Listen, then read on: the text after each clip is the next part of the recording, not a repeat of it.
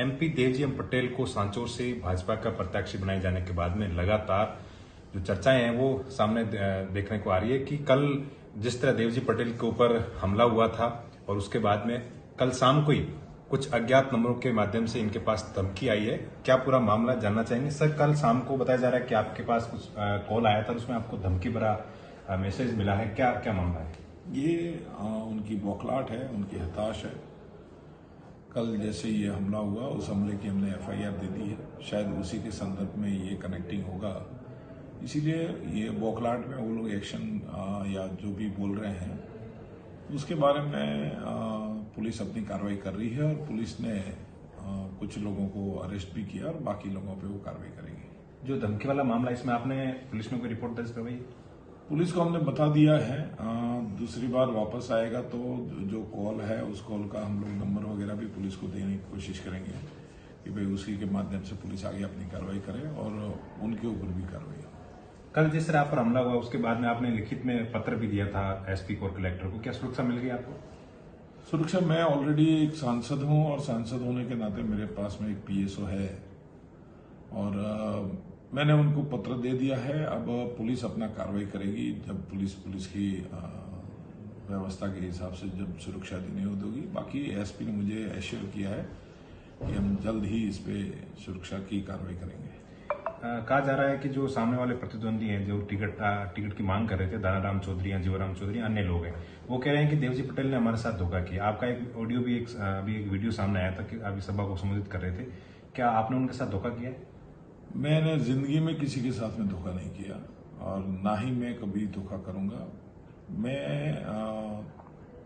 मेरे जीवन में मेरी नीति और मेरे नियम स्पष्ट है, जिसके तहत ही मैं राजनीति करता हूं। आज तक मैंने सत्य की राजनीति की है। मेरी पार्टी ने मुझे यहाँ पे, भारतीय जनता पार्टी ने भेजा है और भारतीय जनता पार्टी ने उम्मीदवार बना के यहाँ पे सांचौर से उतारा है। उसी के तहत बाकी ऐसी कोई विषय होगा तो हम एक जायजा पे बैठ के उस विषय को भी समाप्त करेंगे। उनके मन में अगर कोई कंफ्यूजन है तो उस कंफ्यूजन को भी दूर करेंगे। वो हमारे प्रतिद्वंदी नहीं है, हमारे मित्र हैं। सम्मानित दानाराम जी और जीवाराम जी हमारे अग्रणी और मित्र है, तो उनके साथ में बैठ के हम इस चर्चा करके इसको जायजा पे हम समाप्त करेंगे।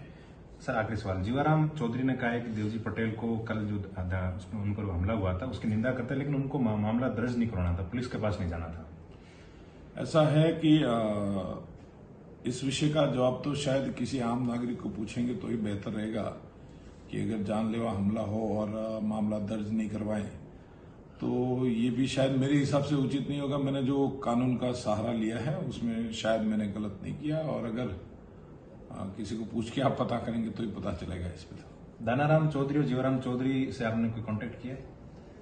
मैंने दानाराम जी और जीवाराम जी को दोनों को फोन करने की बहुत कोशिश की, उनका फोन नो रिप्लाई था, लेकिन उनके जो संबंधी, उनके जो मित्रगण हैं, उनके माध्यम से हमने समाचार पहुंचाया है। आइए बैठते हैं, साथ में बैठ के जायजा पे जो भी है चर्चा करके उसका समाधान निकालेंगे। आपको क्या लगता है कि ये कम समय में मामला हो जाएगा समाधान इसका?